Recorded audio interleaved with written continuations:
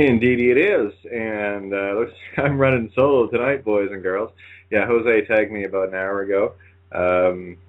Having freshly moved to Brazil, all his stuff just arrived via crates and whatnot, so he's been unpacking those. It's about 4 a.m. my time this morning, and needs a little bit of rest. I'm thinking. I've done the transatlantic thing a few times anyway, and I know what it's like when you have all your stuff that has been shoved into crates and whatnot to get down to the business of emptying them and sorting them and reorganizing your life again and again. It's a lot of fun. I'm just trying to locate a link here for some people that can jump in here. There is a direct call-in link that Tony has found. I'm not exactly sure what's up with Tony. He's showing offline right now, so he is probably having trouble with his internet. Which is not not completely unusual anyway. But anyway, so bear with me, guys, and I will grab a direct link where you can call in. So let me see. It's a Skype link. The easy way around it is actually to refresh the page once you're on the listening page, and the Skype button will show up. Other than that, not exactly sure what else to tell you. It can be a bit of a nuisance. You might want to, if you're not logged into Blog Talk Radio. Here we go. I just found the tab. Thank you, Tony. Tony pulls out these little rabbits. I don't know where he finds them, but boy, he finds them. Anyway, here we go. I'm putting it into the Tammy training room. That's the direct link. Just click on that. It should bring you right to the board.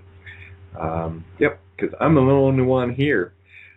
Oh, last few days, I got to tell you, I've just been spending a bit of time sorting my own mental universe out, spending a whole lot of time with Bill Donahue, which I do anyway. It's one of the things that, it's going back over things that sometimes you just need refreshed on to bring you into that more serene, perfect moment of now. We've done a lot of shows, Yellow Brick Road, and understanding how to locate the synchronicities, and we're paying attention to them because those are your breadcrumbs as you walk down the Yellow Brick Road, and that we are certainly living in a very surreal place. We like to range all across the board here, but I think we're going to do a bit of a free-for-all tonight, so we'll see who calls in anyway. Subject matter, I have no idea. I couldn't tell you. We had one hell of a show last night with Kyler Davenport. I really love doing shows with him because there's a lot of fire and passion involved in there because, you throw, how did I put it? You throw a yank, a limey, and a mick in the mix, and guaranteed you're going to have some volatility. And it's the right kind, What I love most about it is it allows for, some of that deep-seated passion to start coming out. And I guess for those that have listened to me over the last number of years, really not a big fan of fear porn. As I was trying to explain last night, fear porn is, coming up with something saying, well, they're going to do this and this and this, and not offering a solution. And to dispel that, the way I like to approach it is, well, they're thinking of trying to do this, this, this, and this, so this is how we're going to stop it. First off, getting it out of the construct or the mental reality that most of us live in. And I guess I had the bread and circuses game today at the Super Bowl, which is, perfect representation of what Rome used to be and what America has become, which is quite sad, actually. Very sad. Saw a couple other interesting things today. This morning, I got news that Dean Clifford had, again, you got to remember people like Dean and others are being constantly tailed, looking for the first opportunity to pounce in any way, shape, or form, just to keep people like Dean and others distracted from, tearing holes in the system. And here's the thing. I always like to bring this up as well. Why do they badger people like us? Well, I'll tell you why. Because we are the virus in their program. We are the real game pieces. We're not part of the background scenery. It's like on a video game. Anytime you have a video game, It's deliberately programmed that you, the character, are attracting all of the different attacking forces at you.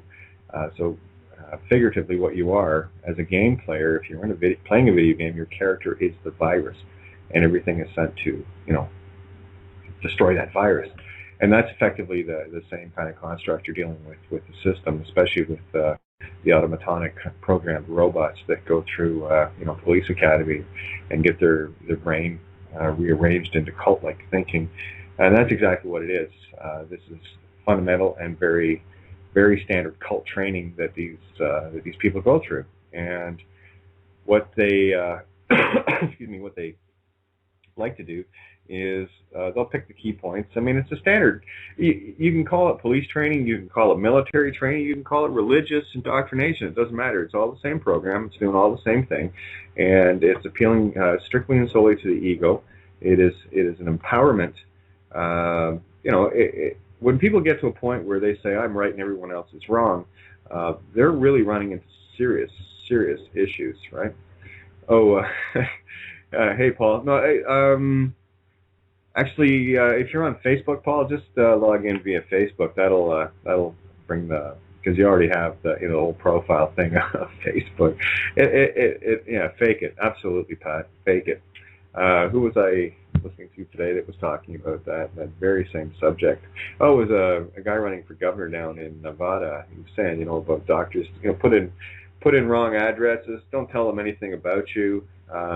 It's like I like to yeah, Fedbook is right. I like to mess with Fedbook. I'll get friend requests and what have you, and it asks you as soon as you confirm the friend request. Do you know these people outside of Facebook? Hell yeah, whether I do or not. Hell yeah, they're obviously looking to tag, so they've heard of me outside of Facebook, obviously. So while it might seem to be a bit of a quote lie unquote, it's not really. It's just bizarre. It's just bizarre. But anyway, anytime I've logged in to Blog Talk, I've just without hosting the show, if I'm just calling in somewhere, I just use Facebook, and it brings it up pretty quick.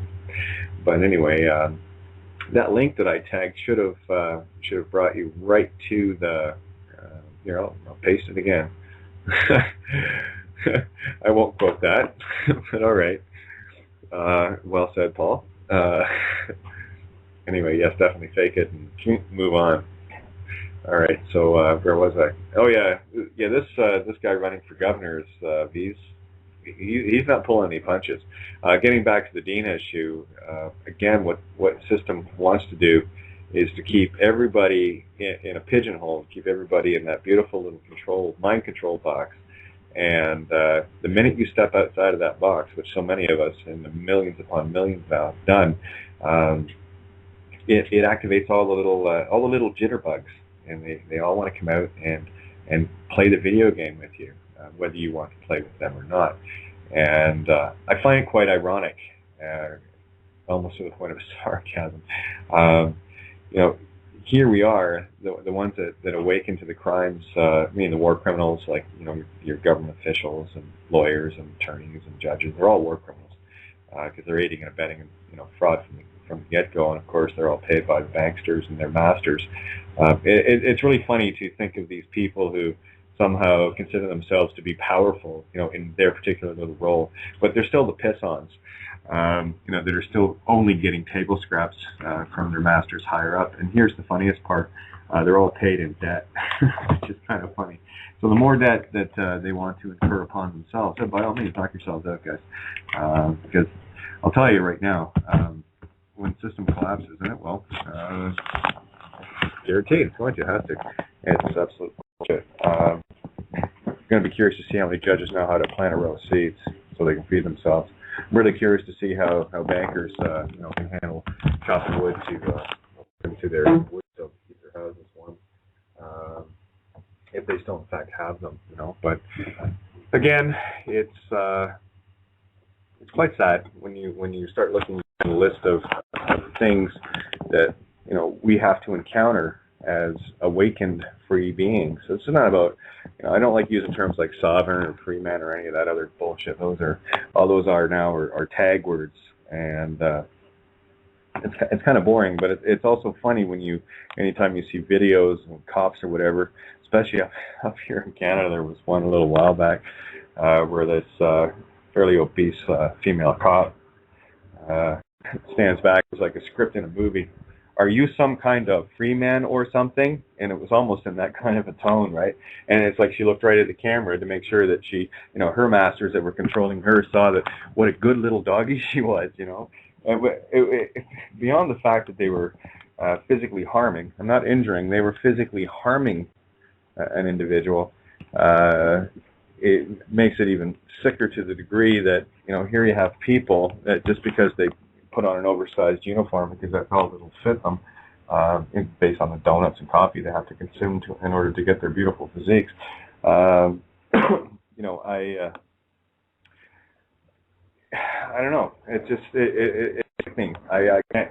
There are no words for it. So I'm still waiting for anyone to call in. Here's a landline number, by the way, if anybody's interested. Get you guys on board. I got words on a blank page. How do you Skype to talk? Click the Skype to talk button. Yeah, that's exactly how it should be. And well, like I said, if you're listening in, obviously, just refresh that page and the Skype button should appear. But again, you have to log in through either Blog Talk or Facebook. So, but the landline is area code 661-467-2401.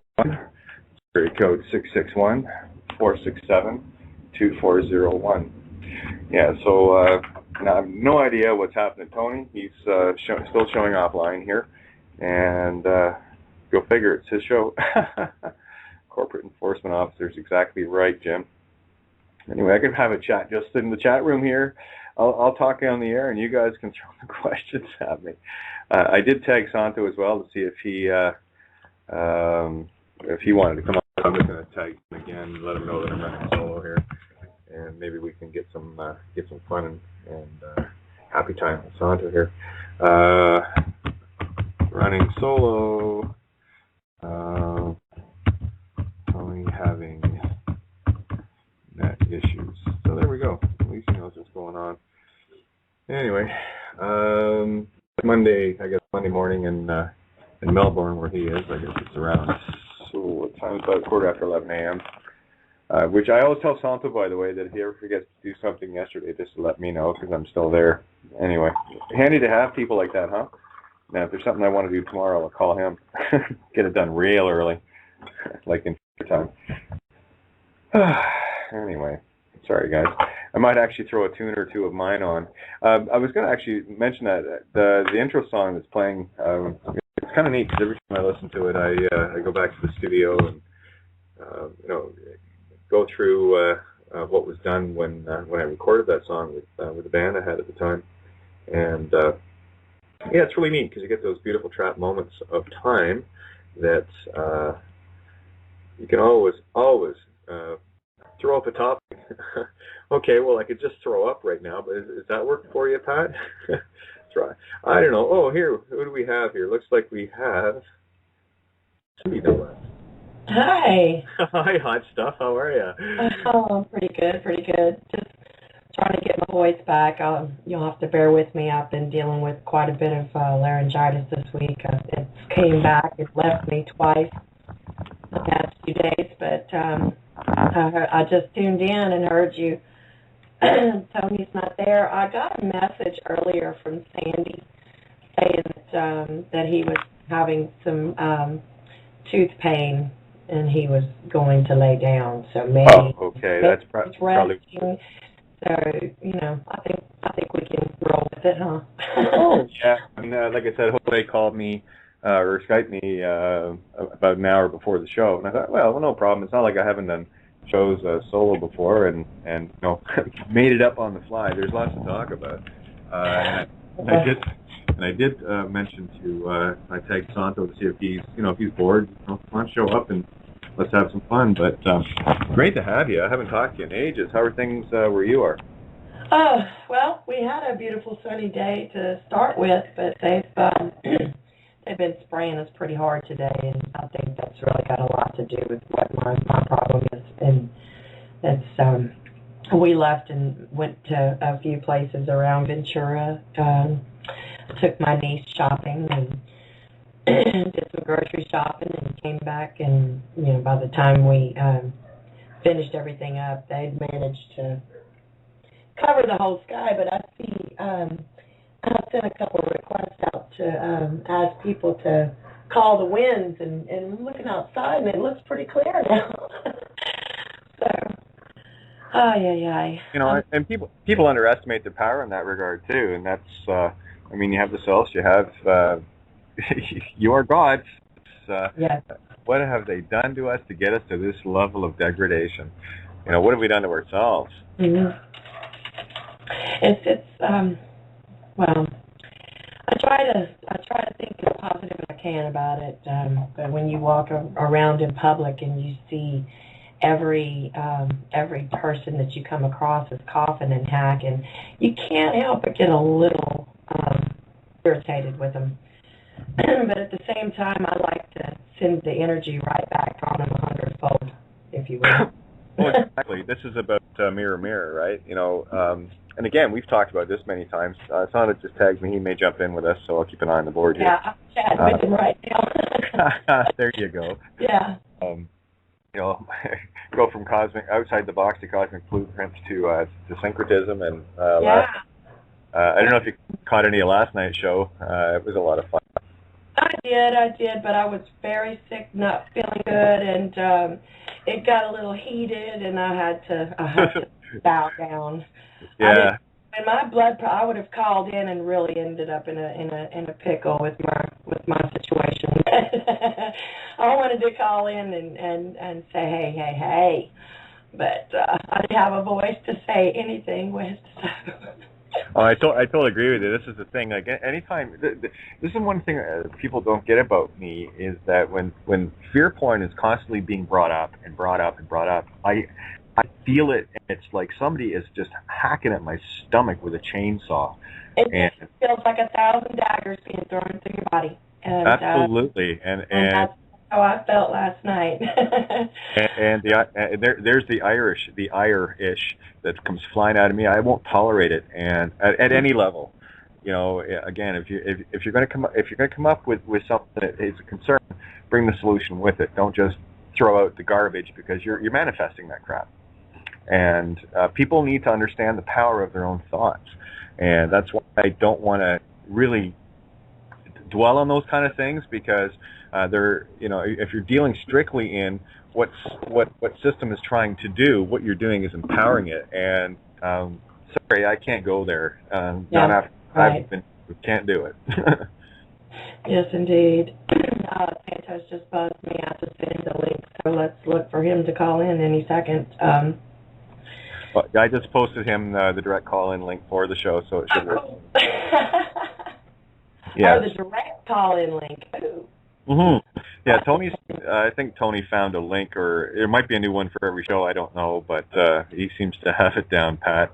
So if you can throw the regular link to him, that would be awesome as well. I did. I sent him the regular link to click the Skype button and all that jazz.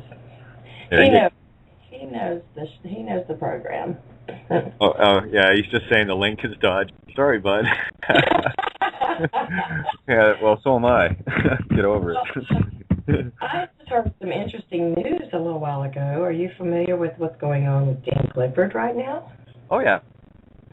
Interesting. I just sat down to the computer about 30 minutes ago and saw that I had a message on my wall.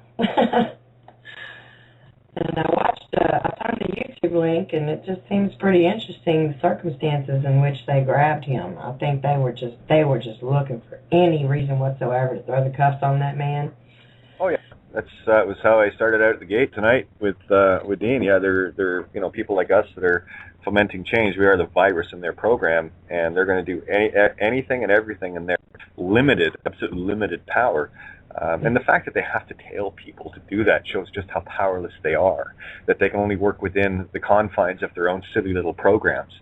So keep stepping outside of it and understand that it's all just illusion. It's all just a construct. And the only power these people have are someone telling them. Of course, they have psychotics. I was watching a video clip today, and it was a little bit heavier than I like to deal, but effectively what the guy was saying, it's the same governor candidate for Nevada next year.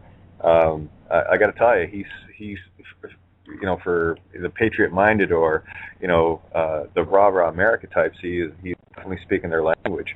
It is good to see, to a certain extent, some of the stuff he was talking about. I was a little bit, I don't want it to go to that. I'm hoping that these beings, cops or whatever, start to wake up.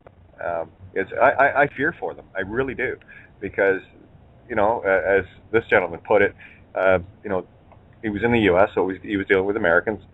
He said, "You guys are Americans too, and there is no difference between you and the next being." Mm-hmm. And just because you put on a uniform, pledge allegiance to a flag and a badge to corporations, does not give you the right to go in and raid innocent people's homes and what have you. I mean, hey, they pulled that shit with me, right? Yeah. Yes. Oh yes, I found it very interesting that the guy that was on the video that was with Dean when he was arrested quoted the female officer who was called as backup by the original officer that had them pulled over, said to him that we own these roads. These roads. Yeah, that was Corpse are all corporal, right? Mm-hmm. Look at the word corporal. Yeah. Street. Streets. Yeah. Yeah, that's kind of funny. Yeah. Oh, we have Santo and we have Paul on the line here, so let's have a bit of a free-for-all, and anything goes tonight, guys, so pick it and let's throw it out in the air and see what we come up with for solutions. Welcome, Santo, and welcome, Paul. Awesome. Howdy, guys. Hey, how's it going? Great. Hey, hi, guys. Can you hear me? Sure. Oh, yeah, we can hear you. You're on. Yeah, it took me about 5 tries to figure out those links you posted in the Skype room to get this thing hooked up.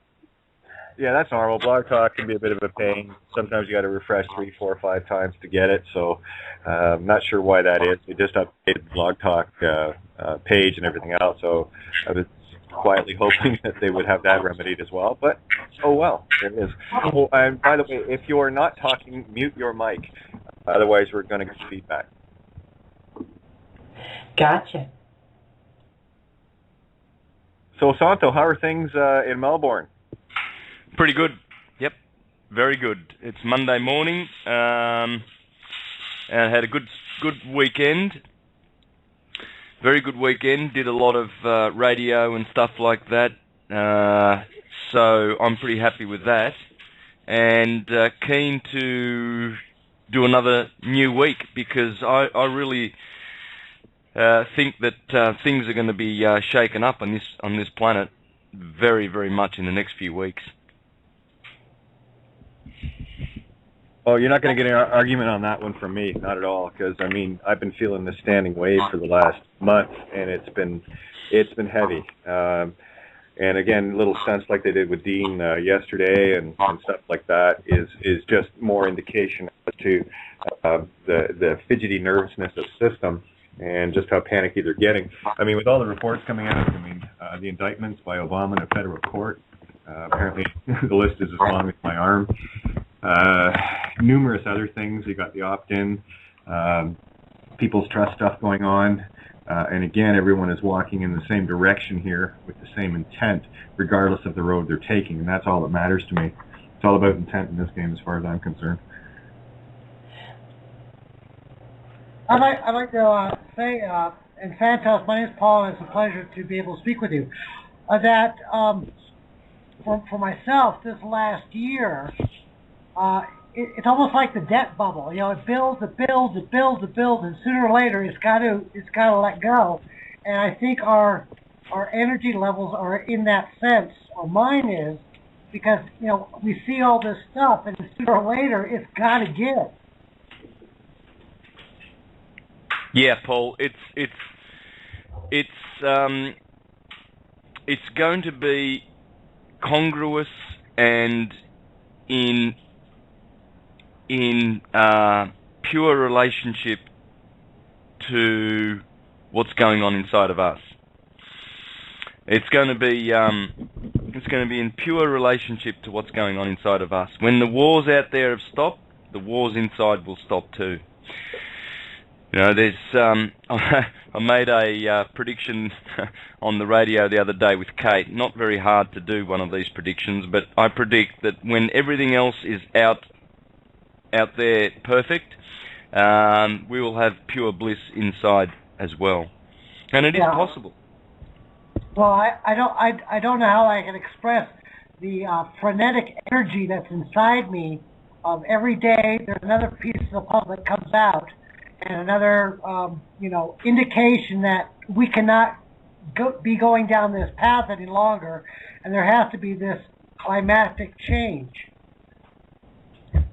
Oh yeah, there must be. Yeah, the universe demands it. That's how growth happens. Yeah.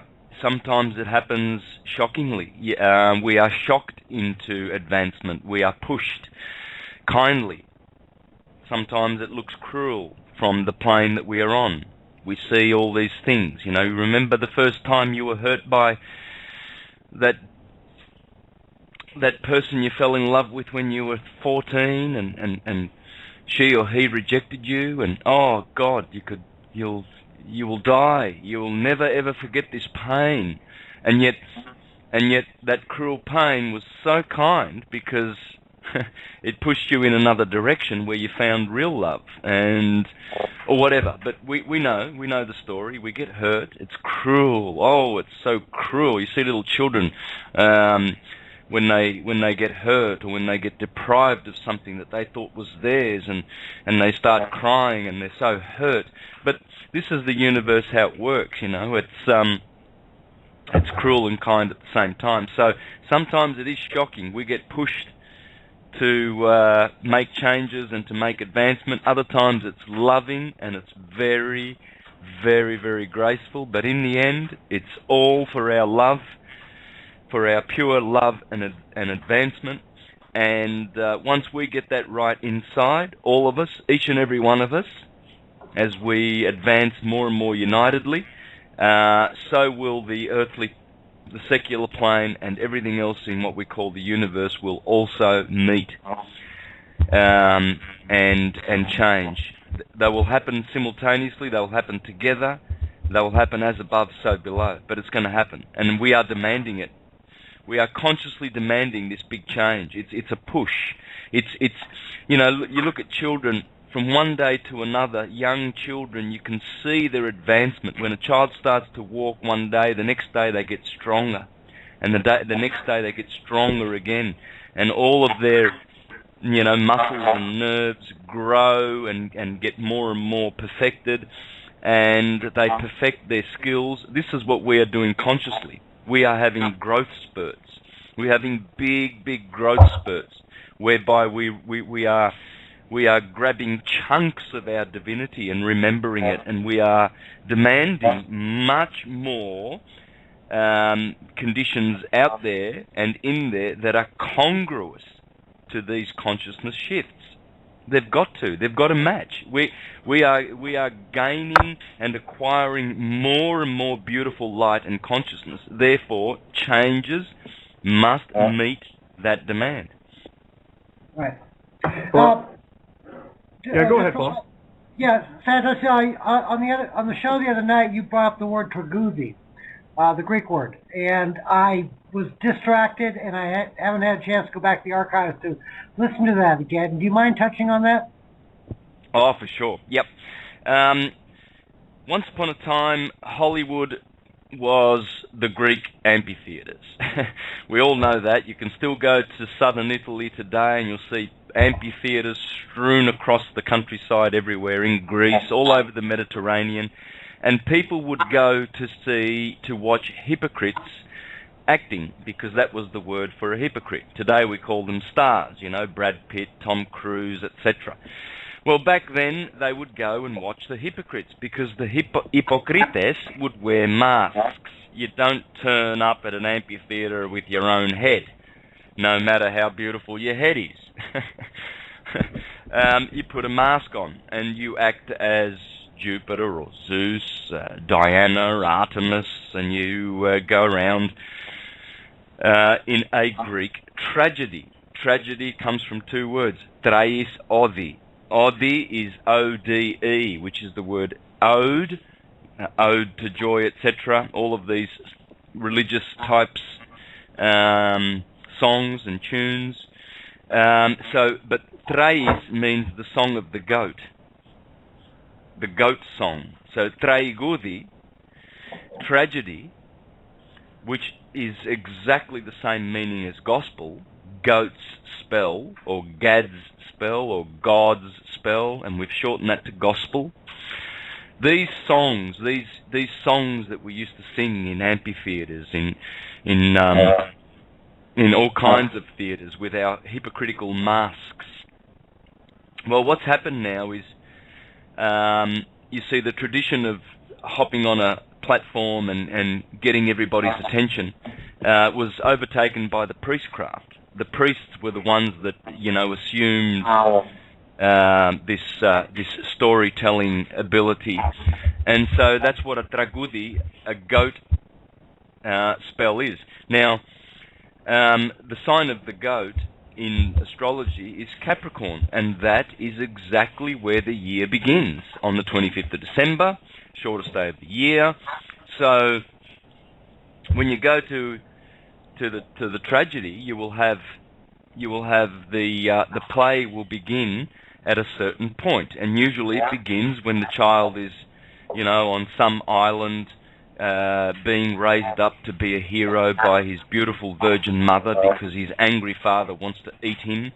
And so the little boy grows more and more beautiful every day on this beautiful island, and protected from jealous gods and fathers that want to destroy the beautiful sun that is growing.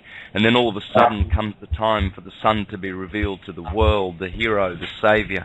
And so the mother introduces her beautiful son. This is all basically the sun starting off in Capricorn, in the sign of the tragudi, the tragedy, and growing. Of course, he waxes all the way to the Tropic of Cancer, and then all of a sudden he turns up in his kingdom in Leo as a king, and he takes his kingdom. But shortly thereafter come the scales of Libra, and so he must be betrayed again, and Scorpio bites him further, and Sagittarius inflicts more pain, and then the story begins all over again in the sign of Capricorn, in the sign of the tragudi. And that's it. That's basically what I elaborated on, probably a little bit more detail, but every gospel, every tragedy, every legend, every myth, every story comes from the gospel, the true, one and only original, the zodiac, and we need to get over it. Well, and I appreciate it, Santos. That's probably why we have the two masks that represent actors, the frown and the smile, because you got the hypocrites and you got the tragedies. Yeah. They all come from the same tradition, brother. And there's two kinds. There's what they call the pagan, organic, grassroots stories that come through fairy tales and things like that, and then you've got the more cultivated priest type ones that are called gospels and tragedies, which are a cut above what the pagans have, although they are the same stories. You see, the priests lay claim to have more refined science, so their gospels are better than the rest, and this is why the Romans picked 4 gospels. They carefully picked Matthew, Mark, and Luke, and John, and they excluded all the other ones that had all of this other rich, Gnostic, esoteric truth to them that were so much more obvious that, even the goy would figure it out. So they had to really, really veil all this stuff in thick allegory, hide it as much as possible, and really it's only going to be discovered by those who have eyes to see and who are really, really truth seekers and are prepared to overturn every stone. Because the ones that just run off to church on a Sunday morning to have their ears tickled, they're not really serious. There's not a churchgoer on the planet who is really, really, really serious about truth. I mean, the Bible itself tells you that in Matthew chapter 7, verse 21, where Jesus says, "Oh, many will say to me in that day, Lord, Lord, did we not prophesy in your name and expel demons in your name and perform many wonderful works in your name? And I will say to them in that day, get away from me, you workers of lawlessness. I never knew you." So as much as those Christian democratic lobbyists that go knocking on the door there at Washington, D.C. to promote their Christian agenda and prayers in schools and let's go back to God and let's be a godly America and go back to the founding fathers, what a crock. Every single Christian registered church with the government is a business that's all they're interested in. They do not care one hoot of the quality of teaching that filters down to their donation contributing dupes. Not one hoot, not the slightest, not the slightest. Because if they would be teaching astrotheology, which is the true theology, and nothing else is. Everything else is a false delusion of pirate priests who are more interested in raping people on every level, spiritually, emotionally, and physically, and that's it. Okay, I have a follow-up question, and I don't want to sound like I'm taking over the show, Tony, but we all know of the Bible, and we're dispensing truths, and we're finding historical records that were never known. Do you feel that the Bible is a conglomeration of truths and untruths to, what's the best word for it, to dispel the people? Yeah, it's a beautiful tool. It's a double-edged sword like everything else in the universe, and they've done a switcheroony on us with the Bible. They've doctored it a little bit. It's slightly mutilated, but you can still see the astrotheology and the characters there, the original characters. Now, why would they do that? Well, the reason would be so that they can use this beautiful device as a control mechanism. You teach the people what you think it means, and then you control them and bewitch them and bind them to your dogmas and doctrines. And now you have people who believe in the truth, which is subjective truth, which was given to them, to their little group. And you got 30,000 of these. So, yes, they are doctored, the scriptures, slightly, ever so slightly, but just enough to convince certain ones who are pretending to be searchers of the truth, but they've been exposed already by their own scriptures. They will come undone. You can't fool the universe. You can go to church and look really nice with your shirt and tie and, the grease in all the beautiful oil in the hair and you look nice and you greet all the brothers there and everything like that, but you're still a pedophile, you're still an angry man, or whatever the case may be. They hide their true actions in public, but you can't hide it to the universe. So, yet those doctored books will fool those types of people, and they can be used to control them. It's a double-edged sword, Paul. It's a double-edged sword. Pretty much like what a doctor does when you go in. He says, "Oh, no, we've only got treatments. No, cures don't exist. Oh, I'm a doctor. Trust me." And that type of superficial person that goes to a doctor is going to get a treatment. That's what you get, because you ask for it. And churchgoers get dogmas and doctrines, and they get also the truth. They don't get truth, they're not interested in that. Okay. Tony, go ahead. I didn't want to take over the call. Actually, no, you're at Santo. The accents are confusing. Speaking of which, Tony has tagged me. He is not feeling too good. So no problem, Tony. Relax. Go back to bed. It's all good. No stress. We got it covered. Yeah, and again, exactly what Santo was saying. You can look at a coin and see heads or tails, or you can decide that regardless of how you flip that coin, it's still going to be a coin that has both heads and tails at the same time. The minute people start looking at one or the other instead of looking at one and the other, they will only ever have a dualistic perspective on it, not a singularity look at it. And I've said it many times that the Bible is the most perfect truth book or the most perfect lie book, depending on how you look at it. If you read it literally, you're going to have what you have around us today, these patriarchal and oligarchical control structures, the constructs, the master-slave duality. That's your literal translation of all of the holy books. But if you start looking at them mystically and understanding that they are in fact only, and they cover much more than astrotheology, but that is the mainstay of it. And Santo nailed it. They pulled out all the books that would have given it away centuries ago. We go back to the Renaissance and what have you.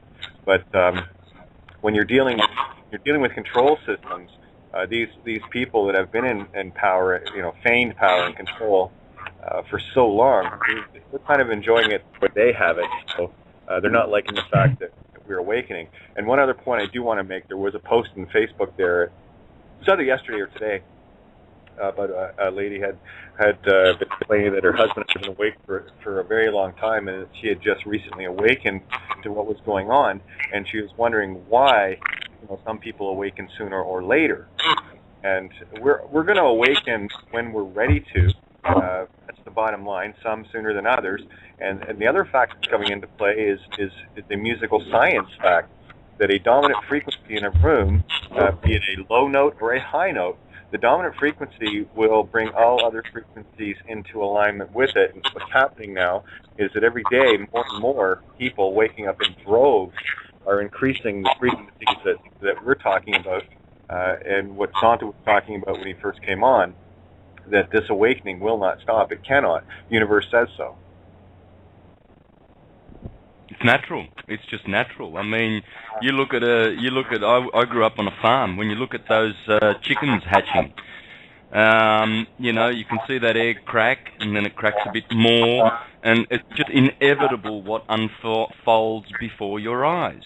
A new creation comes out of the egg. I've seen caterpillars turn into butterflies, before my eyes. We used to sit and watch these when we were kids. We had all sorts of, I used to have lizards and guinea pigs and all sorts of animals, and you can see it happening in the animal kingdom. You can see how creation works. We are beautiful seeds of light which come from the center of the sun. Inside the hollow sun is a central sun, and it is a spiritual sun. It can't be seen with physical eyes. And from there come every single idea and form and manifestation, organic or otherwise, on this planet and in this solar system. Everything, the lot of it, every single wave comes through the center of the sun. So we are children of the sun. And the sun in theology is Jesus Christ. And Paul, and for the listeners, if you want the true keys to understanding all scriptures, check out my presentations. You won't get it in church. They'll deny it and they will deny it as much as they can get away with, but in the end they will have to admit that the key is the science of light. And in the wave. It's in the wave. And so, I was having a beautiful conversation yesterday. My niece, who does all my graphics for my presentations, all my artwork, she's probably 90% au fait with everything to do with astrotheology now. She's really, really switched on. She prepares. I just give her an idea of what I need for my presentations, and she goes ahead and, she did the whole Kabbalistic tree of life with all the tarot cards and the 32 paths and all the elements and every single thing having to do with astrology and syncretism. She combined them all herself with very little coaching from me. Anyway, yesterday we were having this conversation about, we were actually talking about Sagittarius and Gemini, because the Milky Way galactic plane runs through those two signs. In other words, in between Scorpio and Sagittarius, you will find the galactic plane. In between Gemini and Taurus, you will, on 180 degrees opposite, you will find the galactic plane. That's where the Milky Way galaxy plane is, right? Anyway, we're talking about that and a few scriptures which are central to that that part of the zodiac. And my niece had a slight doubt about one of the points. And I said to her, no, always, Sonia, always go back to the key. You have the key. The key, that's why I called my presentations the key to the holy science. The first 3 presentations I did was a series called The Key.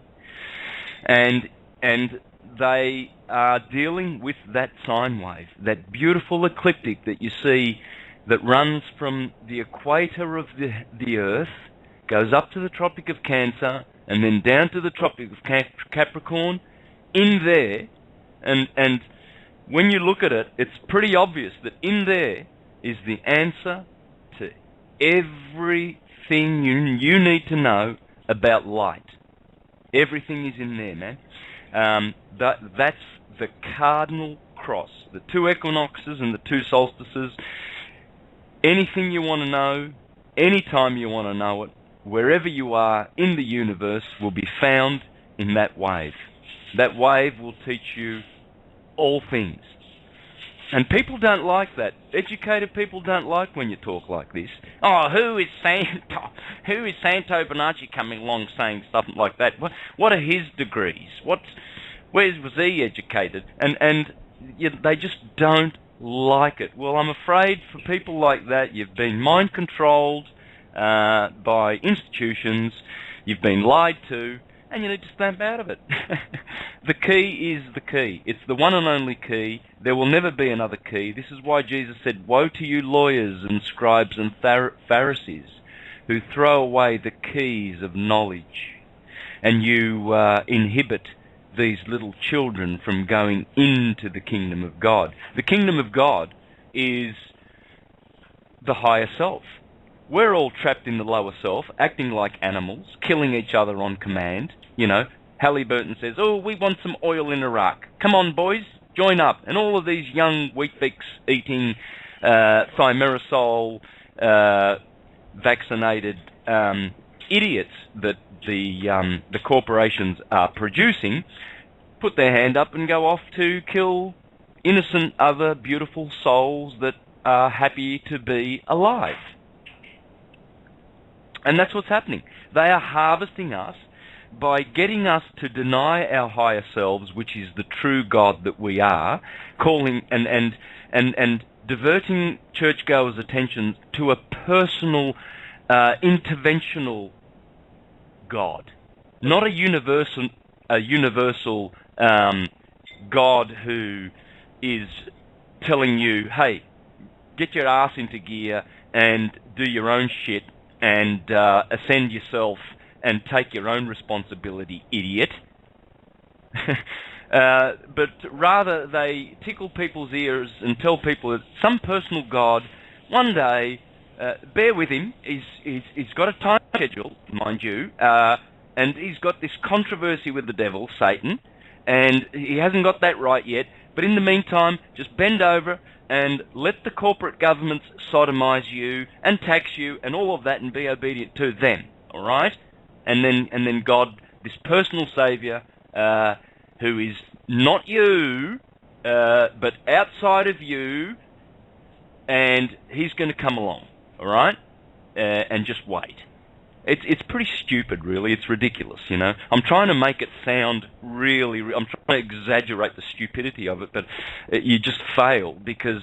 And yet you look at the media, you look at Hollywood, and they're all idiots. One more stupid than another stands up to open his mouth and vomit corporate stupidity to the masses.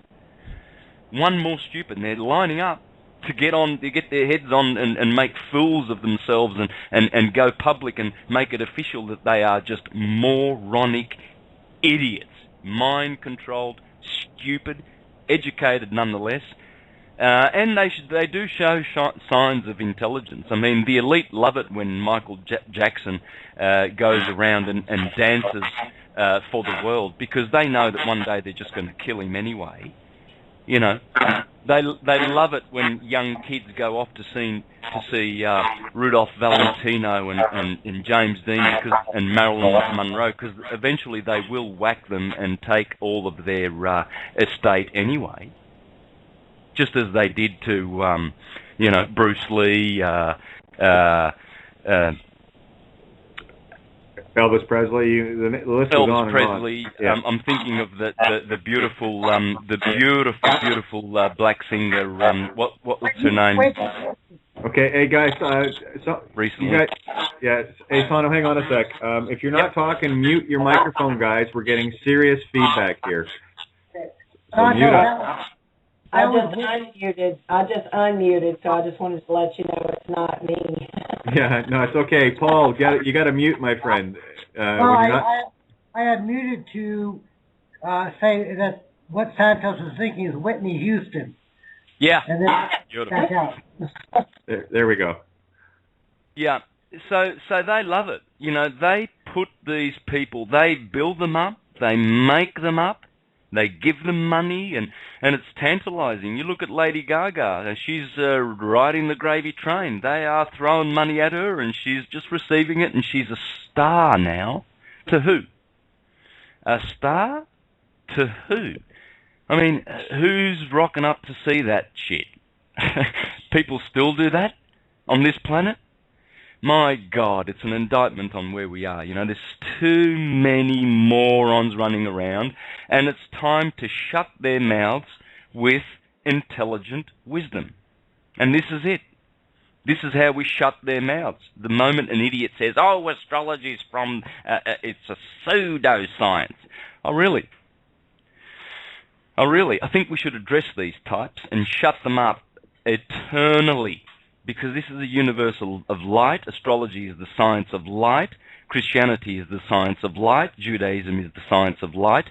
How have we allowed idiots to hijack these sciences, turn them into corporate monotheistic monstrosities, blood-shedding, bloodletting machines of pedophilia and all other kinds of abuse? And the Catholic Church still, to this day, as far as I know, last time I checked, still has such a thing as choir boys. Excuse me? The number one pedophile, boy-raping, legalized official institution in the universe, and we still allow them to keep choir boys? It's like, you know, allowing your next door neighbour to keep those chickens that fight to the death, you know, those roosters, and you don't, you know, and you don't call, you know, the local authorities to have them jailed, because any cruelty to animal is unacceptable. That's what it's like. It's comparable to that. That we allow idiots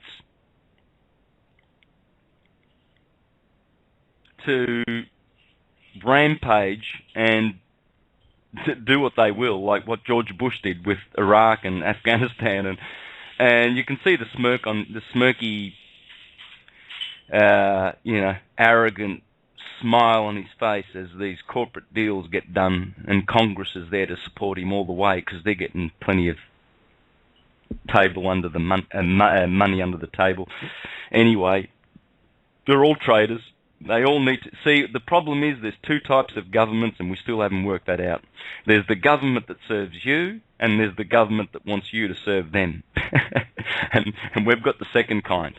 But they pretend that it's the government that serves them. Oh yes, we are public trustees. We're public servants. Oh, because they want to look noble. That, you know, that they've, like George Carlin said, you know, it's. They want you to think that it's for the public interest that they're working all the time, working so hard. Yeah, it's beyond ridiculous.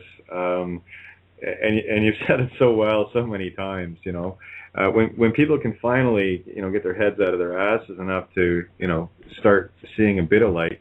That's the problem when people are being anal light. I call anal ISIS. That's where you're kind of sticking your true goddess when you get too deep into that game. But there was a video I was watching Bill Donohue's today, and let me see if I can remember the title of it.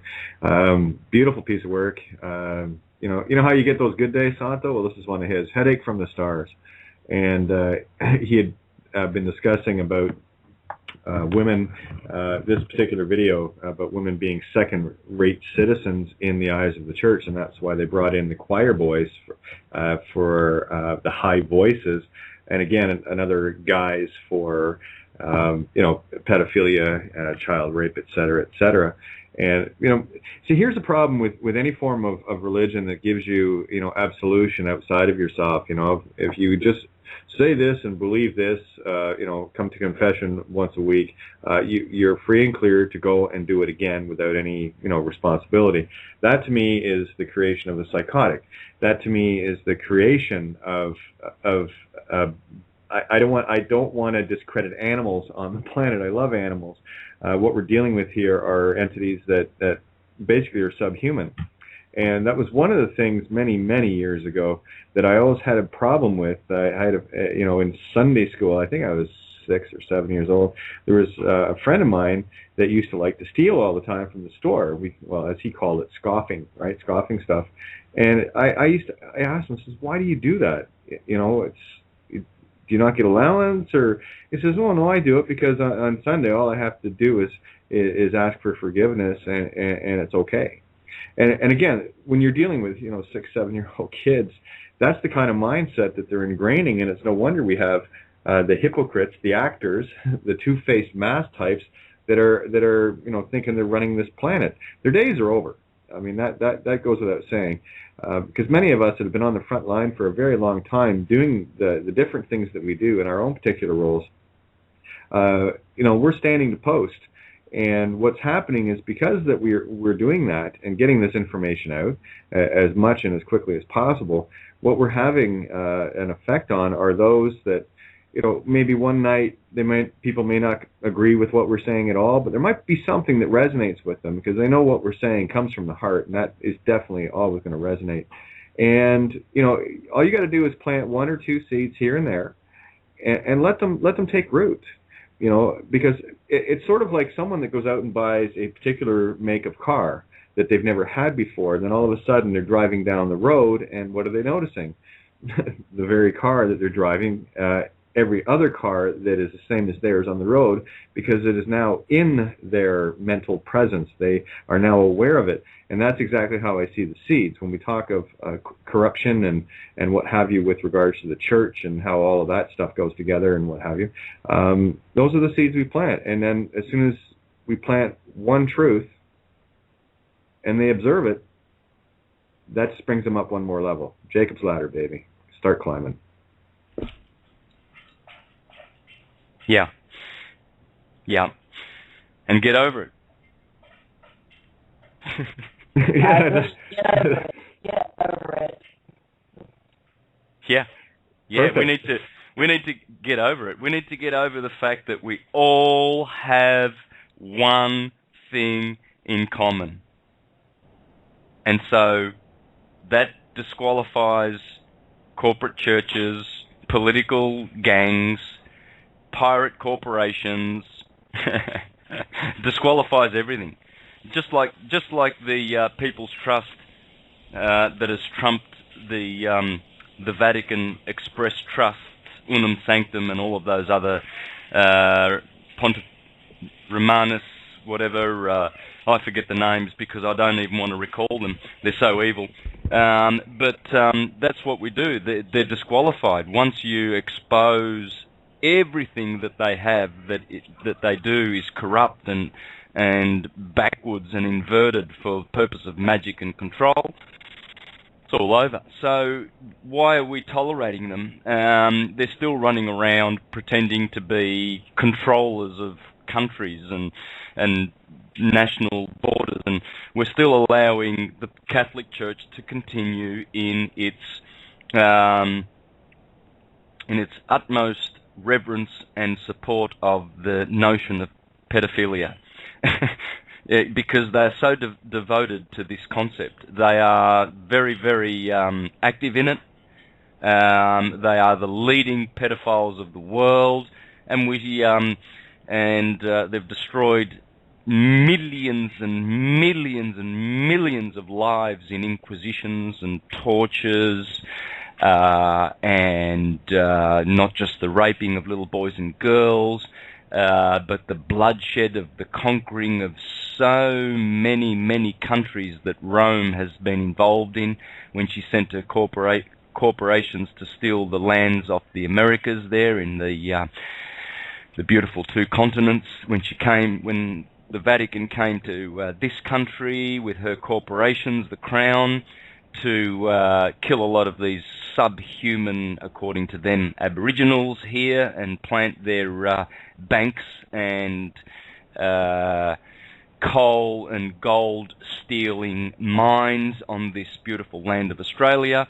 And the Vatican just gets richer and richer and more pedophile and putrid, and we just kind of let her just run amok like a bully in the sandpit, you know. Oh yeah, let him punch the other kids' teeth in. He's cute.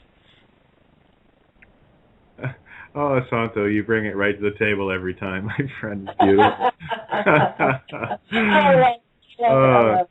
Yeah. It's time to shut them up, to shut their stupid, filthy, dirty mouths. And how do you do it? With pure truth and light. And this is why I urge people, learn the science of astrology. Learn that wave. Walter Russell said the secret of creation is in the wave. Learn that wave. I've mastered it. The wave starts with Aries, finishes with Pisces. Starts with fire, finishes with water. Well, it has to. Everything does. It's all a dance of fire and water. It's all a dance of electromagnetism. And so I've mastered it. I've got the key. It's there. It's always there. It interprets all things. It explains all things, deciphers all things. It's the blueprint for our experience. And we need to use it, be masters of it, because that's what everyone was who was ever a great ascended master, be it Jesus, be it Giordano Bruno. They knew this science. And they silenced the mouths of the stupid ones the moment with evidences. You know what it's like. How do you, for instance, some of the cops that approach you, and try to create joinder with you, how easy is it to silence them, with a few simple questions? Well, that's how you silence anyone who utters a stupidity. Yeah, I couldn't agree more, and that's one of the things too, with regards to what Dean has again experienced dealing with frontline Goonies that are obviously being paid to tail him and harass him, look for anything whatsoever to find any reason. I mean, they pull that shit with me as well, and you got to start asking yourself the questions: why? Well, what are you so afraid of? I mean, here you are professing to be, the ones that are supposed to be keeping things safe and lawful and what have you. Yet, the whole program shifts gears when people dare to stand up and expose what is really going on. And that's why, and I suggest this to everyone, rather than trying to talk to the Goonies on the street, because they're nothing more than programmed dogs for the most part. There are some good ones there, but quite frankly, until those some good ones wake up and start, correcting and arresting, their chiefs and sheriffs and all the rest of it that are actually committing the crimes of fraud, because everything a cop writes is fraud, everything a chief writes is fraud, everything a lawyer writes is fraud, everything a judge writes is fraud. And here's the good thing about fraud. The one very good thing about fraud, there is no statute of limitations on fraud. And this is I know what is terrifying them, because that is a fundamental universal law, in that what goes around comes around, baby. That's how the wave works. You see, what you might think you're getting away with today is going to come back and bite you on the ass tomorrow. It might not be this lifetime, but I assure you, those demons that you have stirred up and aren't confronting, and the harms and all the rest of it that you're creating against your fellow, human beings and animals, everything against this earth, it's going to come back, and you're going to have to make compensation for it in one way or another. And it's like all those that have come against me, that people I never even knew, that took it upon themselves to harm me, not injure, harm, physically, emotionally, spiritually, financially, in all levels. They came at me with the intent to create harm. That is in the mirror now, you see, because I don't seek vengeance at all. I don't need to. You see, I'm kind of into the wu-wei sort of thing, the natural, allowing nature to take its course, because the only time you're going to run into problems is when you start to try and take control of nature instead of just going with the flow. And you said that earlier, Santo, as well. Just going with it and get over it. So what we're dealing with now are a lot more people that are coming into this light and understanding that these entities are powerless, and the only thing that they have that they can use for power is another illusion, the threat of death. There is no death, guys. Yeah. There's nothing they can do. There is nothing they can do to your light. Yeah, it's infinite. It's infinite, there's another one. Get over it. You're infinite. You're gods. Can you start acting like it, please? Yes. Thank you, Kate. Thank you. Wow. You never die. And when you know you never die, life just has a whole new meaning. Yeah, you get a whole lot gutsier. It's like, here's the thing. And I'll go back to Bill again. He did this beautiful I think it was an essay he had done, or writing, or video, or whatever. I read this about a year ago, and he was talking about people that they could execute it, and execution, how stupid it really is, and because what's happening there is the illusion is the meat stick, and all you're doing when you execute somebody is you set that being free, that dark energy free again, to find another place to inhabit, another body, and it will, and it's just going to keep coming back and biting us on the ass until we help that part of our consciousness deal with itself. And what we're dealing with on this planet is a lot of darkness, and when we stir it up, it comes into the light, and it doesn't like it, and that's one of the reasons why a lot more news is getting out with what's going on. Like countless videos of police brutality. It's getting to that beautiful pivotal point where people are seeing it all the time. It doesn't matter how asleep they are. They got to look at something like that and go, "There's something wrong with that picture." We're not in Kansas anymore, Toto. And then that might be enough of a seed to wake them up.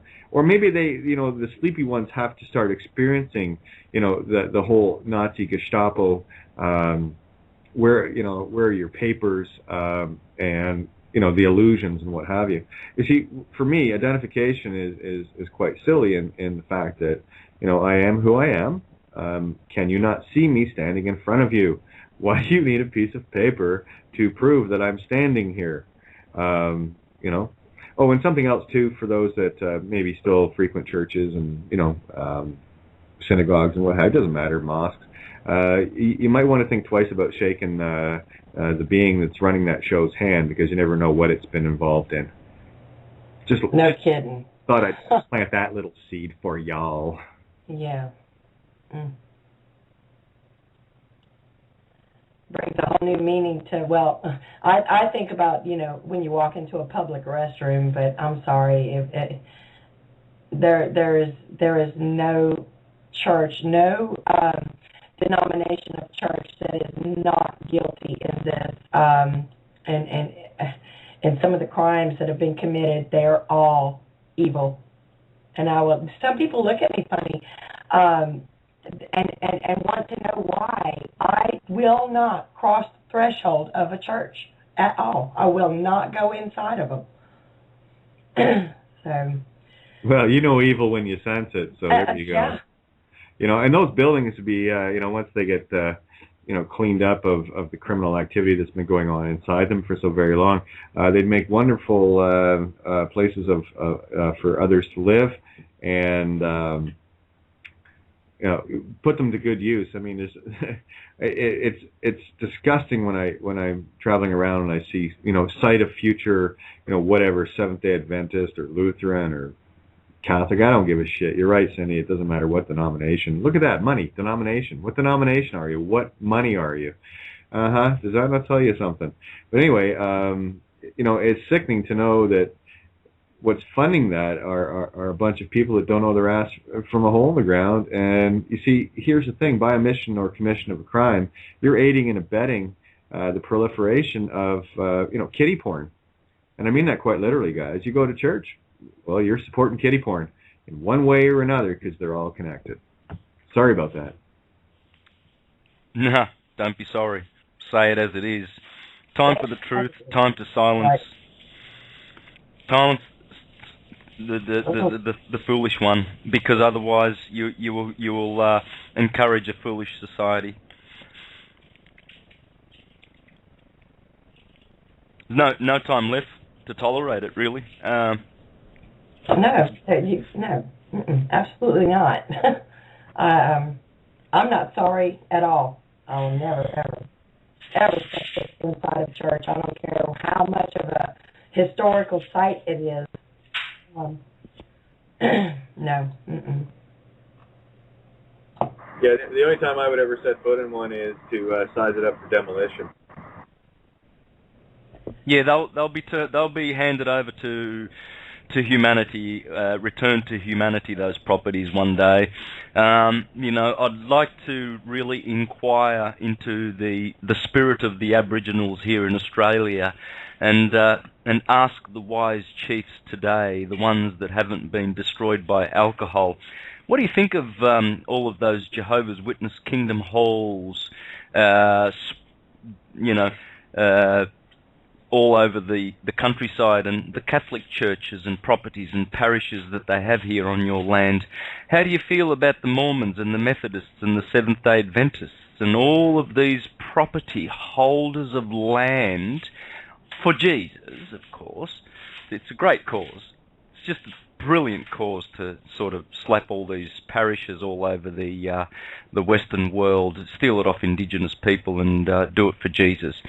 Oh, Jesus, you're a good bloke, You're really good. You've really sort of looked after our coffers somehow, haven't you, Jesus? And we sort of shed a few 100 million lives in the process, but we have got a whole heap of buildings in your name, Jesus. Job well done. Pat on the back. Yeah. All you Lutherans and Calvinists and killers alike. Bible in one hand and a sword in the other. Yeah, pretty much. That's the reason why the cross is red, Yeah. And Jesus is gonna save us. I'll challenge that. Yeah. I just got, I know your sarcasm, son. It was beautiful. I was trying to think of a comeback. This is the crock that the likes of Benny Hill, smacked out on cocaine, is teaching the idiot morons that go to him in their droves, are smacked out on Prozac and Zoloft and Xanax and aspartame chewing, just the most dumbed down human animal that you will find in this here universe. You'll see them at the foot of Benny Hinn and Lady Gaga and Barack Obama. That's where they are, in their droves. The highway to destruction is broad and spacious, and many are on it. And the highway to salvation is narrow and difficult, and few are the ones finding it. Yeah, exactly. You know, I couldn't agree more.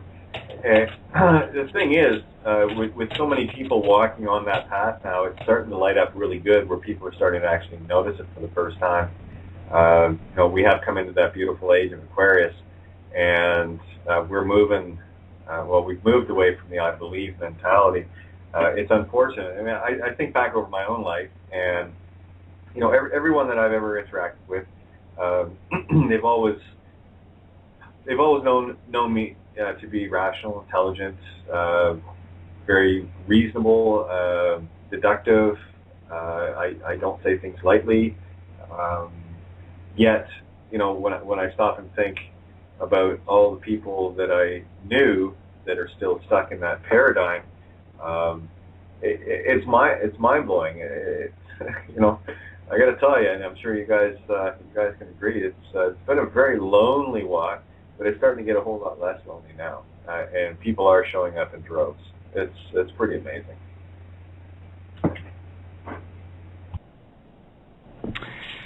Yeah. So, you know, this kind of wisdom which truly brings salvation is what they are warring against. Rest assured, they are warring against this wisdom. They are the enemies. And and it's this exposure which I am delighting in. I delight on getting on the air. And I hope that as they are exposed and these in these shows, that people record them and share them with everyone. Just get it out there. Get it out there. Even for the fact that you know, some of our best truth teachers like Dean Clifford are being harassed at the moment. Get it out there. This show should get to the ears of every person who is truly committed to freedom, love, light, wisdom, happiness, bliss, and get it out to them and test them as to see whether they are really committed to it. Because a lot of people preach it, don't they? Exactly. That you just nailed it right there. There's a lot of people out there that, you know, will listen to what we're talking about, and yeah, they understand it, they totally get it, and can't deny it, and then they'll sit on their hands. So really, and again, it's a little efforts, guys. It's you know, dare to email some people and, you know, toss them a link of any one of our shows, regardless of what we're talking about, because we're always talking about the same truth, regardless of the perspective. Who's on and what we're sharing, be it, you know, the medical quackery, you know, Farmageddon, you know, the pedophile governments, and you know, and it goes right down through the cops, everything else. I mean, it's all. You see, when you're dealing with a psychotic, you're dealing with a psychotic. You know, there's no. Well, I'm only psychotic about this. You know, I only rape children. But I, you know, I like to go to church on Sunday. You know, that whole mentality. You know, when someone is a psychotic, they're psychotic, and what you're dealing with there is someone that is subhuman and is willing to harm without any sense of remorse whatsoever. I mean, that's what the church and the system breeds. That is what they want to breed, and they're the ones sitting back and, you know, behind their in their ivory towers, behind their walled fortresses, with other psychotics armed to the teeth, protect them. And if that's the kind of world you want to live in, enjoy it. I'm changing it. Sorry, changing the channel here. Yeah. Change channels, right? Look, let's do an example, right? You've got demanding little children, and you've got really good, obedient little children at the other extremity. Okay, so you've got two extremities. You see them when you go down the shops. You see some little children.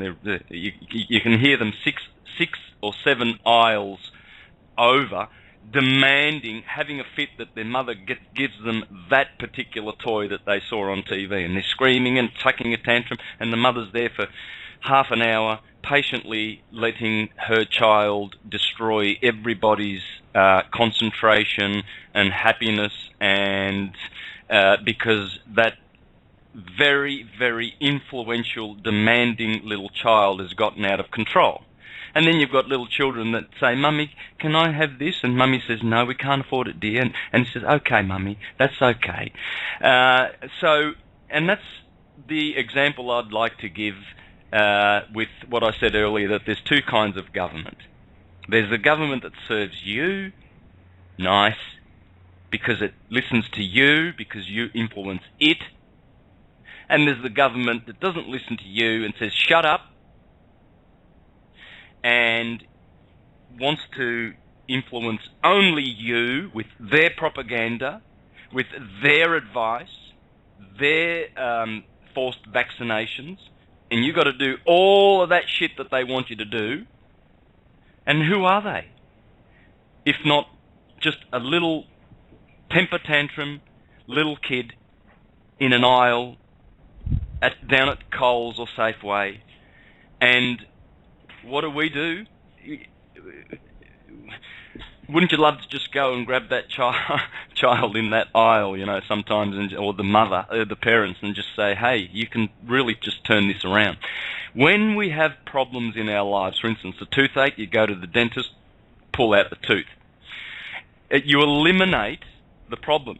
So I think the way forward is we've got all these out-of-control governments. They are clearly out of control, and religions, clearly abusive institutions. We need to eliminate them. Not by violence, not by force, but by exposing them, number one, and second, by influencing them, not allowing them to influence us. So if we all say no to them and not comply, if every one of us did that, then we would have that little child in the shop that says, Mum, can I influence your decision and suggest that you buy me this new toy? And Mum says no, and the little child says, oh, okay, Mum, maybe next time when we've got a little bit more money. And that would be the kind of government I would love to have serving me, those good little public servants. Oh, nice public servant type. Yeah, you wouldn't find too many in the government at that point because they're too busy filling their own faces. One thing I will say is we do have force on our side, the force of will. You see, I don't want people to misconstrue the word force, because you are an indomitable force unto yourself in that one aspect that we all have, the power of free will. And you can will it to change. This is not I believe it'll happen. No, this is a matter of making the willful, by force of self, and the willingness to stand in that will to make that change. No, absolutely no violence. That's exactly what the system wants. And if I don't know if I know you guys have noticed, but those listening, there's not a whole lot in the way of uprising.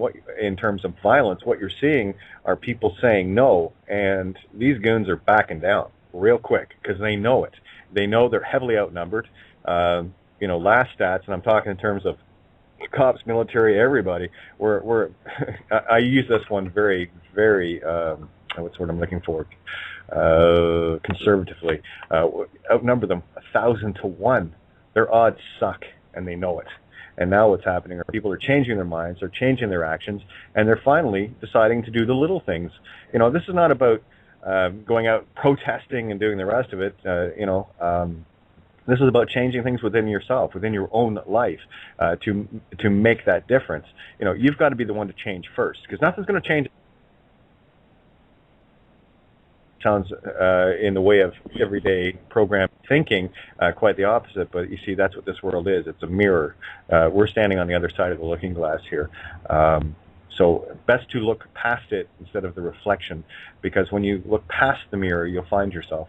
And when you start looking at it from healing your own demons, confronting your own shadows, things that you have done, myself, everyone included, we've all done things.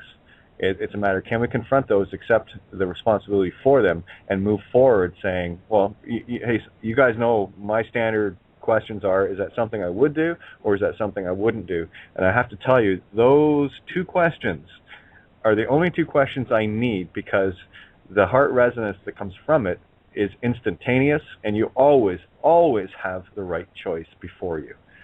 It's whether you will do it or not. Are you going to serve the ego? Are you going to screw someone over for an extra few bucks? Are you going to do this, that, and the other?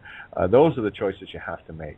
And when you choose something that you know or doubt in any way, shape, or form because it may affect somebody else, that's the little voice. That's you. That's your higher self talking.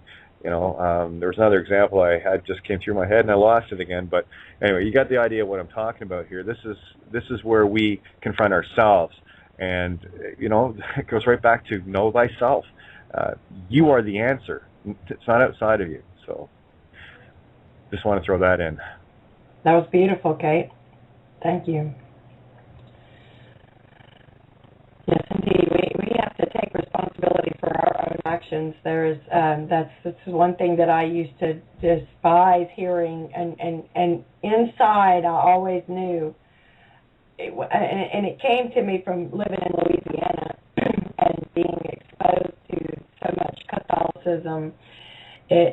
I found it so funny how they could just do whatever they wanted. I observed the whole community and everything that they would do, and singing, and my voice is going out on me here, but being on a stage and performing in the clubs, you saw everybody doing everything.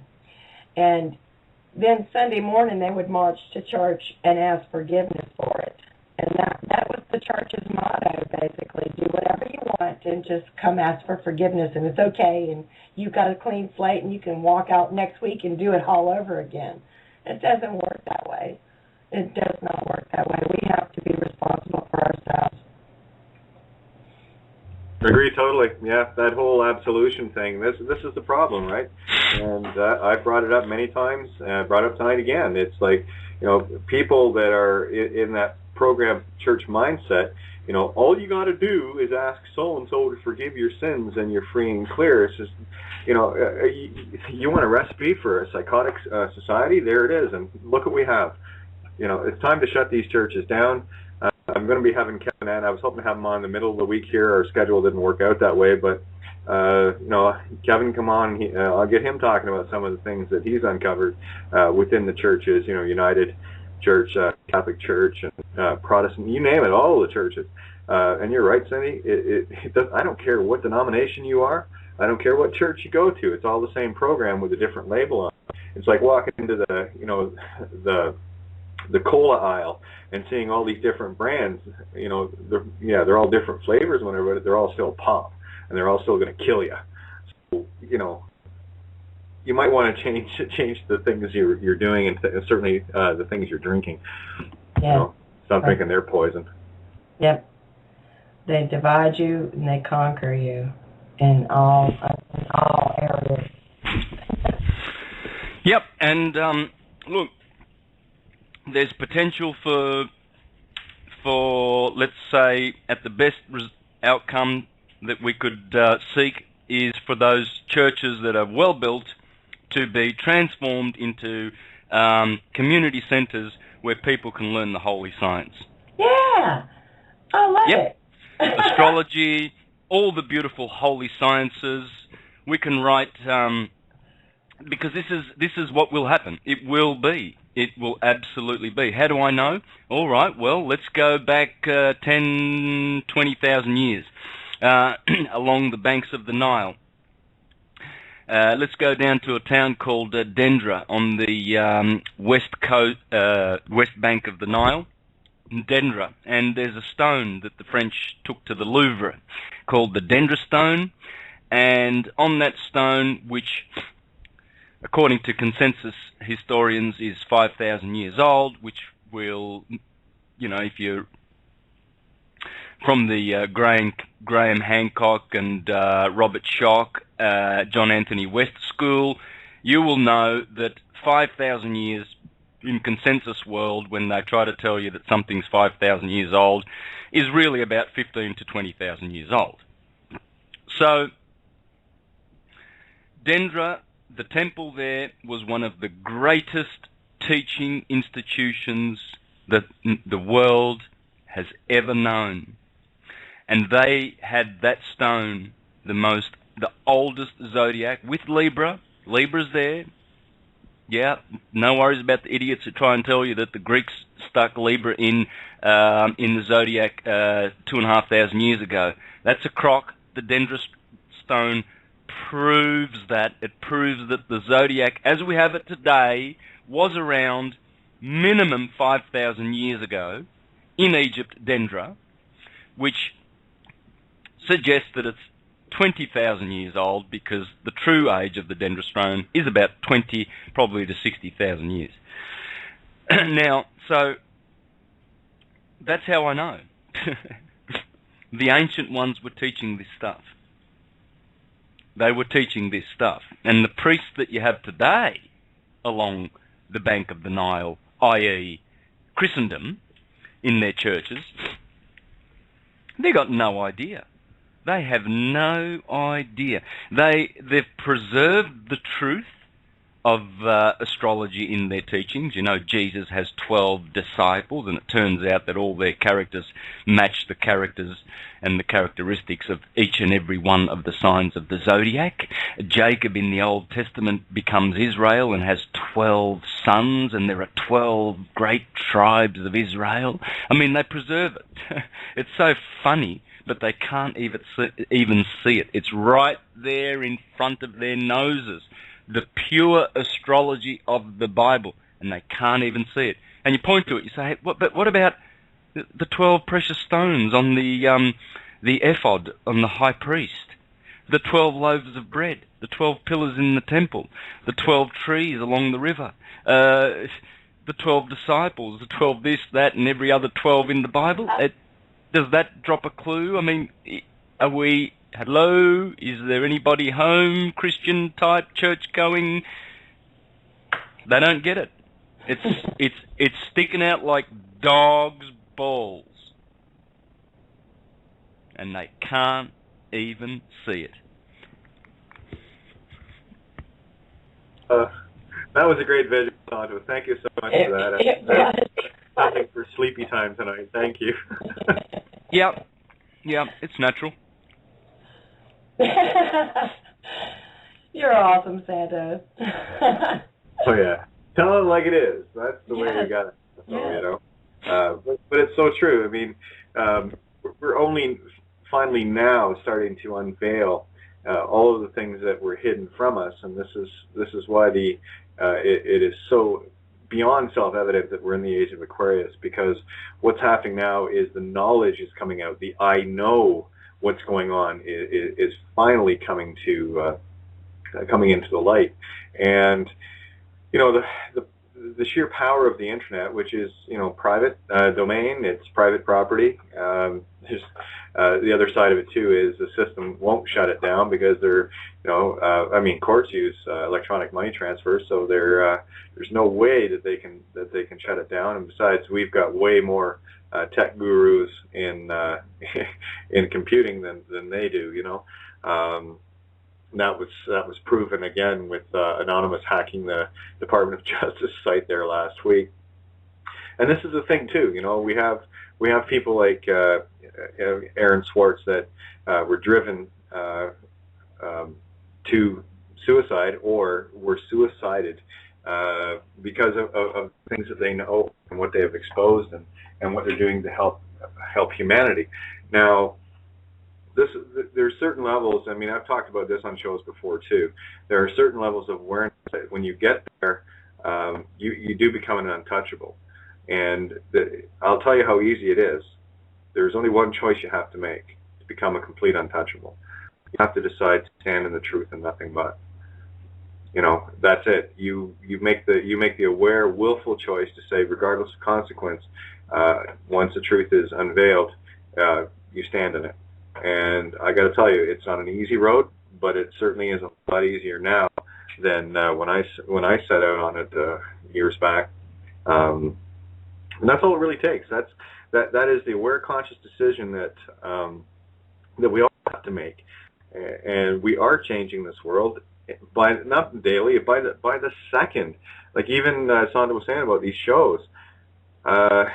You know, there are enough seeds that get planted for every show that the harvest that can come out of it, just getting into, you know, someone that you know that is fast asleep, Because I'll tell you, the one thing that they're going to find different with shows like this is you're going to be hearing people talking from the heart, not talking from, the Max Headroom headspace mentality of a talking head.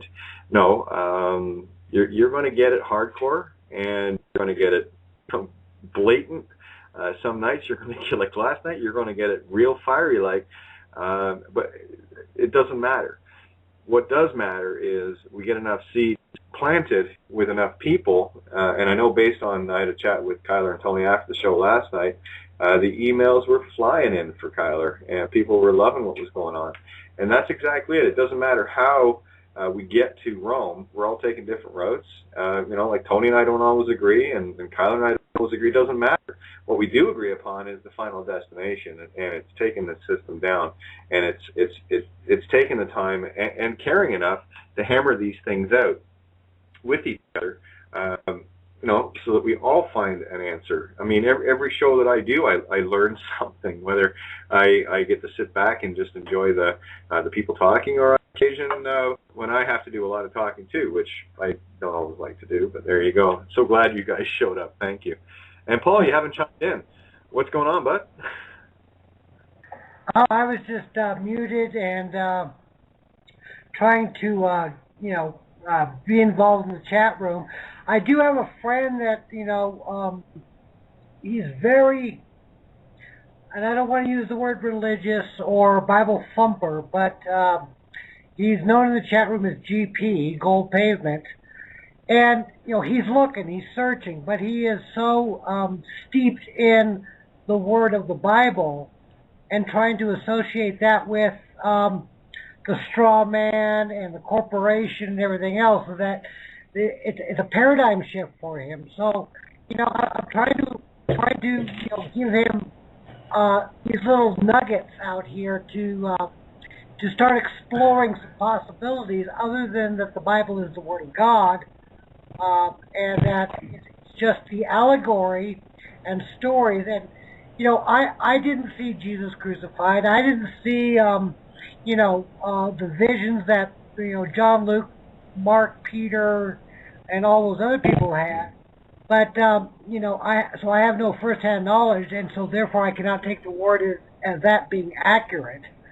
But we are going through this paradigm shift, and I think there's going to be a lot of questioning coming up. Whenever happens is going to happen, that we have to be prepared to stand with our brother and our sister and everyone else to, bring them through that moment of questioning. Sure, Paul. If I might, Kate, I've been in the chat room the whole time, and I saw your friend, and he seems very, very engulfed in the religion aspect of it. So I have a question for my friend Santo. Maybe this might help Paul. Santo, you used to be a Jehovah's Witness, correct? Yeah. All right. Can you tell me what it was? Well, I remember the moment for me when that aha moment when I realized I had been lied to my whole life, that everything that I had learned from the day that I stepped foot in a church the first time was not the truth.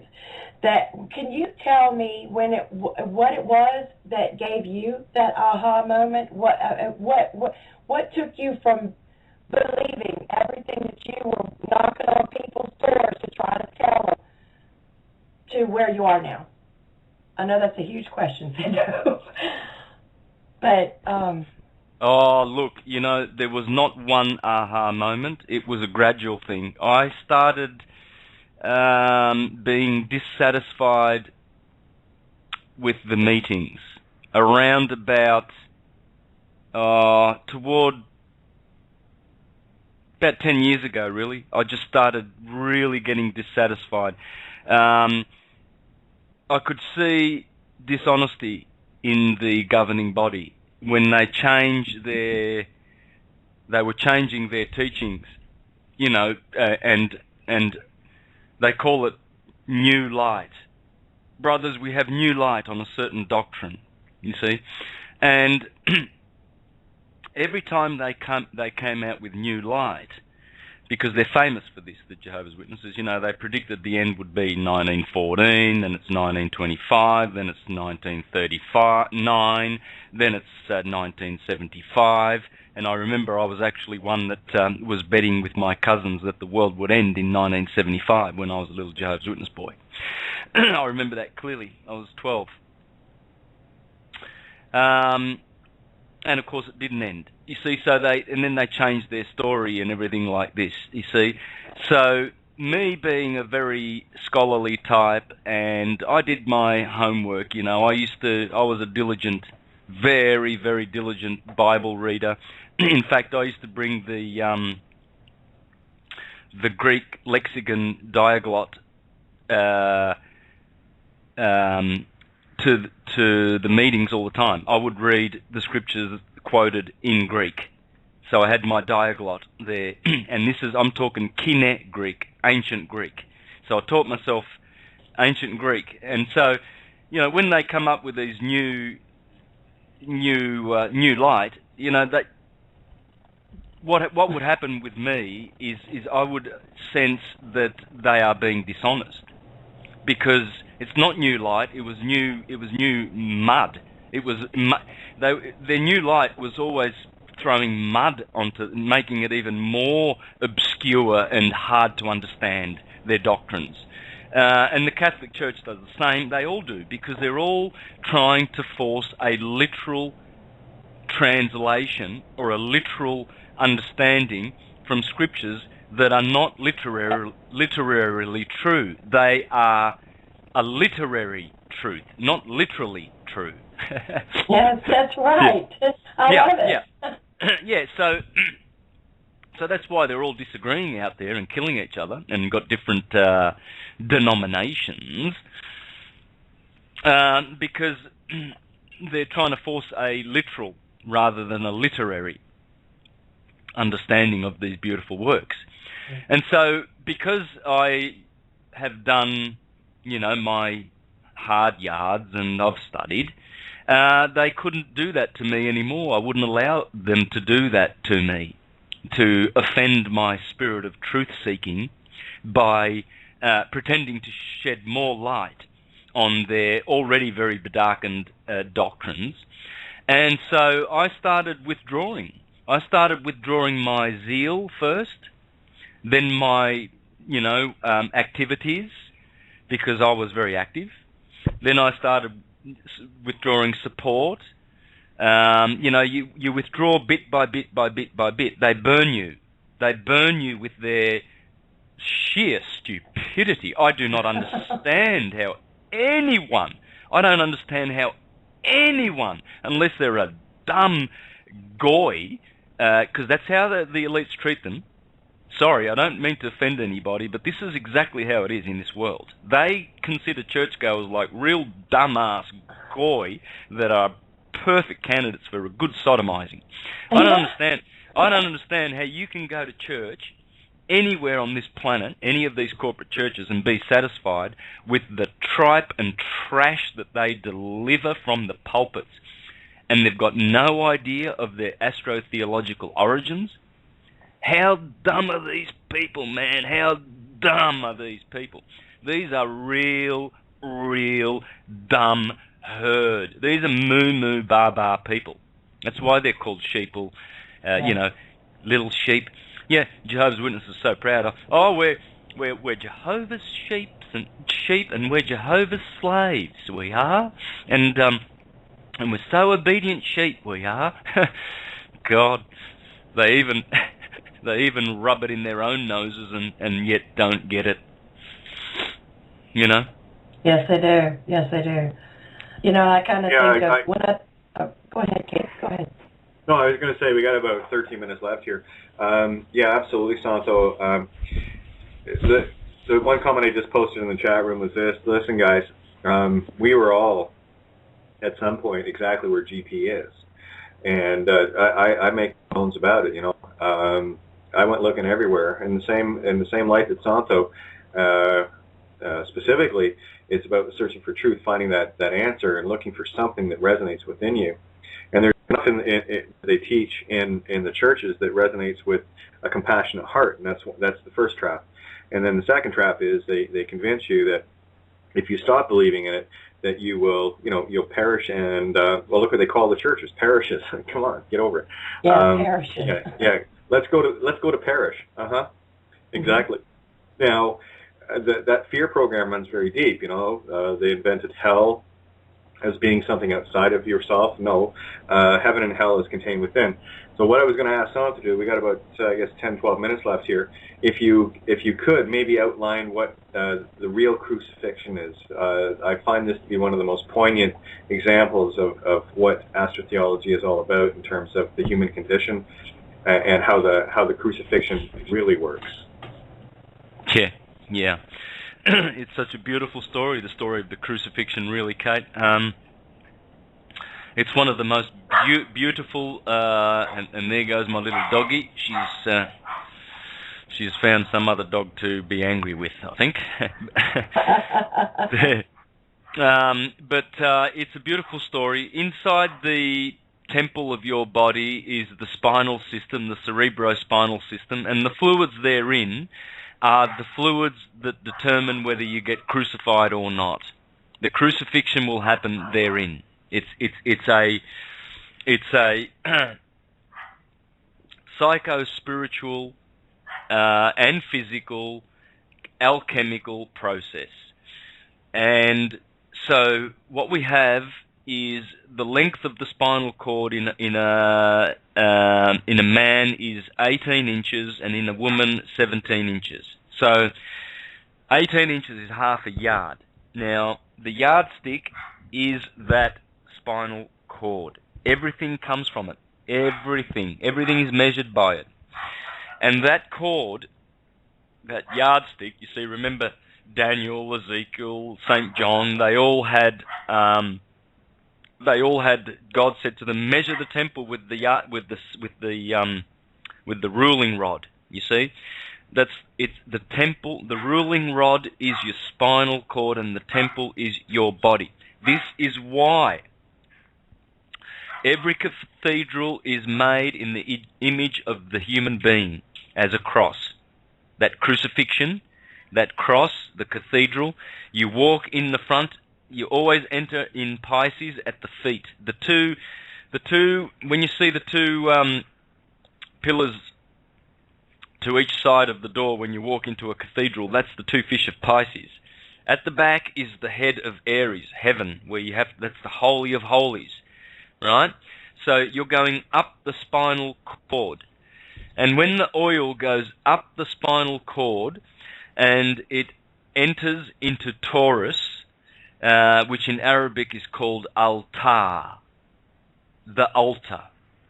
Taurus is the altar. It's the cerebellum, it's where the optic thalamus is, it's where the medulla oblongata is, the midbrain, the third ventricle, it's where the pituitary gland is, and the pineal gland pops up into Aries territory, okay? So, but they're all in between Aries and Taurus, the lamb and the bull. And what happens is when all the fluids from the bottom area, which is called the sacrum, now you gotta really look at these words. Really, why would that beautiful 5 fused vertebrae be called the sacrum, and why would that be called the sacred plexus? Gee, I don't know. Is it because it's sacred? Yeah, exactly. and that. Yeah, and that's where Scorpio is and where the generative system is, attached to the bottom nerves of the spinal cord. Right? So the bottom pole of the spinal cord is the genitalia, the generative system. And the top is the optic thalamus. The fucus is down the bottom. Orion is the optic thalamus, the light of the world, the Lamb of God. And so when the oil goes from the sacrum down at a fucus, he's holding the serpents of the kundalini. When the oil ascends, get the word ascends, that spinal cord, that's Jacob and the ladder, and it returns back to the midbrain and the third ventricle. Then all the action happens. All the dormant brain cells in the cerebrum are reactivated, and we have illumination, salvation, etc., and all of that good stuff. But the crossing, the crucifixion, occurs when the oil crosses the medulla oblongata. At the top of the medulla oblongata is the two nerves, the ida and the pingala, which are the vagus, which cross over at the top along with the vagus nerves or the pneumogastric nerves. They all cross there. There's a little crossing of nerves because they've got to go into the foramen magnum. You know, the hole through the the medulla, the spinal cord goes through the bottom of the skull. You see, so and that's called the magnum, the foramen. You get the word ammon. There's a lot of ammon in the body. There's many ammons or foramens in the Bible. Sorry, in the body. Same thing. But so once that oil crosses there, that's the crucifixion. That's it. That's the crucifixion. And Joseph and Mary are the pineal gland and the pituitary gland. This is the true story that's in the Bible. This is the key. You get these keys when you do your research. It's beautiful. It's beautiful. It is beautiful. It's a beautiful story. That's why I asked you. We did have GP did call in, and he's dropped off the call again. I did have his mic hot. Yeah, we're running out of time here. Anyway, you got a little over 5 minutes, but no, that's exactly why I wanted you to share that, because once things like this can be made real, once one or two of these particular keys are handed to people, the reality starts to sink in. But we have to be mindful, and this is one of the things that I will stress. We have to be mindful that the system has run a very deep program for thousands of years, and people cannot be expected to figure it out overnight. It will be a drip by drip, drop by drop return to sanity, where we're not being taught and told a completely backward story, where someone that actually has this information and this knowledge and truth that keeps it withheld, keeping everyone else in the goy mode, the slave. I mean, look at our society. We have managers and employees. I mean, there's the master slave right at the core level. Okay, I have one more question for Santos, since he's gone through the true crucifixion, and let's hope that GP is still listening. Then, what do we do? If you could go through that real quick, what can we do, Santo, to produce that in our bodies? What is it that we need to look for and practice? Truth-loving consciousness expansion. Because what happens as you expand is you go up through the 7 chakras, through the 7 levels of consciousness, and each time you do, you crucify one level below. This is why the Apostle Paul was a Hebrew and a Jew, and a Jew at the same time, because he was 2 ranks. He was an ascended Hebrew. The Hebrew is the eyebrow, or the Ebrew, or the cerebrum. It's the high part of the head. You see? That's what Hebrew means, high brow. It has to do with the bra, or the brain, or the cerebrum, and reaching the heaven, the head. And so, but to get there, to have that ultimate crucifixion, you will know when you get there. But don't go around looking at other people, and someone to your left had a Kundalini experience and saw the universe in all its glory, and someone to your right, had some marvelous vision. Just look at yourself. Just slowly but surely grow yourself. That's all you're required to do. And your crucifixion or your Kundalini experience will be personal to you. It'll be different. You will tell it one day, just as your friends are telling it. There's no rush. There's no need to worry. There's no need to be anxious or fearful. Just clothe yourself with as much love as you can and light and learn the truth, or not learn the truth, remember the truth. You know, and know who you are. Know that you are these bodies of light. And as more light increases in your body, the more these things will become apparent. That's what illumination is. You know, I don't seek great, fantastic visions. I never have had them, and I don't seek them. It'd be nice if I did. I'll take it. But I prefer to. My path is of research and knowing and understanding. That's my forte. For someone else, it's wisdom. For someone else, it's practical application. But for me, I'm happy that in my meditations and in my growth, the most important thing that is happening to me is that I am knowing. Knowing is so important to me. I've always wanted to know. Well, I thank you for that yearning to find that knowledge and the guts to stand up and create the videos that you have made and open the hundreds of thousands, if not millions, of minds that you have taught. And I love the way that you can take all these subjects and bring them together and present them in a way that is digestible for anyone that wants to seek it. So thank you so much. I appreciate everything that you do. Absolutely, Santo. Thank you so much. And again, guys, thanks for jumping in. We got about 30 seconds left here. I just want to do a quick shout-out. Thank you so much to Paul and the crew at Critical Mass Radio for giving us this platform every single night. Tomorrow night, don't forget, Tony and I will be on QL Television, so we will not be on Blog Talk Radio. You can get to us through QLTelevision.com. And don't worry, Santo will be in and out all the time. So again, guys, thank you so much for popping in, and big shout out to Tony, and I hope you're feeling better. And we'll catch you guys on Tuesday night. Much love to everybody. Thanks again. Beautiful. Thank you. All right, thanks, Paul. Thank you, Santo. We're on the recording side now. Thank you, Cindy. Beautiful night. That was awesome. Better than I was expecting, I'll tell you. Paul, I'm Cindy. Nice to meet you. I don't believe. Okay. Nice to meet you too, Cindy. Tony, you can always get me on Skype if you need help. You know, I'm one of those people that's open to all possibilities, trying to learn and understand it all so I can get a comprehensive picture in my head. Oh, sweet.